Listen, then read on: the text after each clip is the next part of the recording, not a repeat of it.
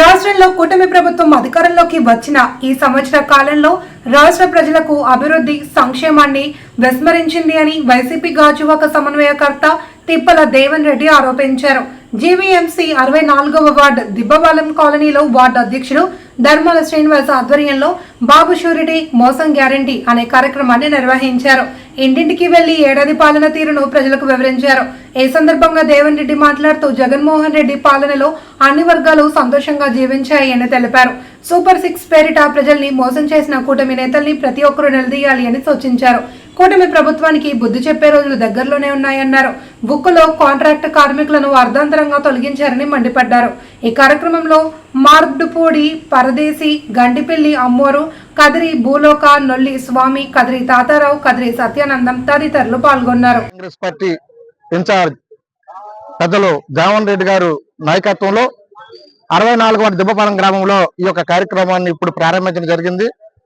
మీరందరూ చూస్తున్నారు ఈ రాష్ట్రంలో జరుగుతున్న పరిణామాలు. ఏదైతే ప్రజల పక్షాన మా యొక్క పార్టీ ప్రశ్నించే గొంతును నొక్కడానికి వారి శతవిధాల ప్రయత్నం చేస్తున్నారు.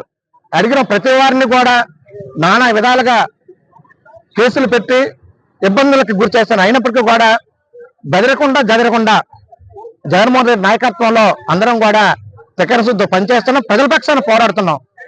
మరి అలాగే మీరు ఇచ్చిన హామీలు ఏమవుతున్నాయో హామీలను నేను అడుగుతున్నాను నెరవేర్చమని, అంతేకాని గుంతమ్మ కోరికలు కోరటం లేదు. మీరు ఇచ్చే హామీలు నెరవేర్చలేదా, ఎందుకు నెరవేర్చట్లేదు అని ప్రజల పక్షాల పోరాటం ఉంటే మీరు చేస్తున్న కార్యక్రమం నియంతలాగా ఇది ప్రజాస్వామ్యమా, లేకపోతే డెమోక్రటమా, లేకపోతే ఇందిరాగాంధీ అప్పట్లో ప్రవేశపెట్టింది ఆ పథకమా అని మీ ద్వారా మేము అడుగుతున్నాం. మేమందరం కూడా ఒకటే మిమ్మల్ని నిలదీస్తున్నాం. మీరు ఇచ్చిన హామీలు నెరవేర్చండి. ప్రజల పక్షాన మీరు చేస్తున్న కార్యక్రమాలన్నీ కూడా గొంతెత్తి చాడుతామని మీ ద్వారా తెలియపరుస్తున్నాం. మరి రాష్ట్ర వ్యాప్తంగా బాబు షూరిటీ మోసం గ్యారంటీ అనే కార్యక్రమంలో భాగంగా మరి ఈరోజు గాజువాక నియోజకవర్గంలో 64వ వార్డులో దిబ్బపాలెం గ్రామంలో మరి ఈ యొక్క కార్యక్రమం జరుగుతుంది. మరి మీ అందరూ తెలుసు, చంద్రబాబు నాయుడు గారు ఏదైతే ఎలక్షన్లో మేనిఫెస్టో ఇచ్చారో మరి దాన్ని ఈ సూపర్ 6 అని సూపర్ 7 అని చెప్పి ప్రజల్లోకి పెద్ద ఎత్తున తీసుకెళ్లి ప్రజలందరినీ కూడా మాయ చేసి మరి గత ఎలక్షన్లో లబ్ధి పొందారు ఆయన. మరి ఏదైతే మరి నేటికి సంవత్సరం కాలం పూర్తయింది ఈ యొక్క కూటమి ప్రభుత్వం వచ్చి. మరి చంద్రబాబు నాయుడు గారు, పవన్ కళ్యాణ్ గారు ఇద్దరు కలిపి మరి మేనిఫెస్టో రిలీజ్ చేసి మరి 18 సంవత్సరాలు దాటిన ప్రతి మహిళలు కూడా నెలకు 1500 చెప్పిన ఇస్తానని చెప్పడం జరిగింది. అది కూడా ఇప్పటికి నేటికి కూడా అమలు చేయలేదు. ఫ్రీ బస్ మహిళలకు అని చెప్పాడు, అది కూడా అమలు చేయలేదు.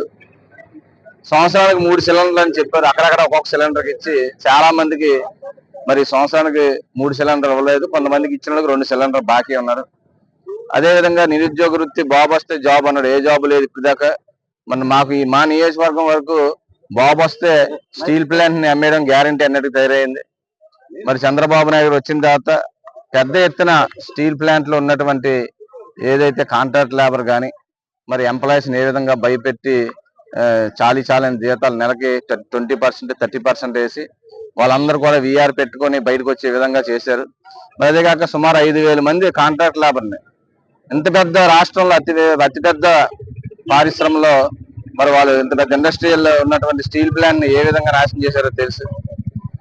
సుమారు 5,500 మంది కాంట్రాక్ట్ లేబర్ని దఫాలుగా వాళ్ళు తొలగించడం జరిగింది. ఇంకా రాబోయే రోజులు ఇంకొక 5,000 మందిని తొలగించేటువంటి కార్యక్రమాలు జరుగుతున్నాయి. ఇవన్నీ కూడా బాబు షూరిటీలో మరి మోసం గ్యారంటీ కార్యక్రమాలు ఇవన్నీ కూడా మరి బాబు షూరిటీ స్టీల్ ప్లాంట్లు అమ్మేయడం అన్న గ్యారంటీ అన్న దాంట్లో కూడా ఇది ఒకటి ఉంది.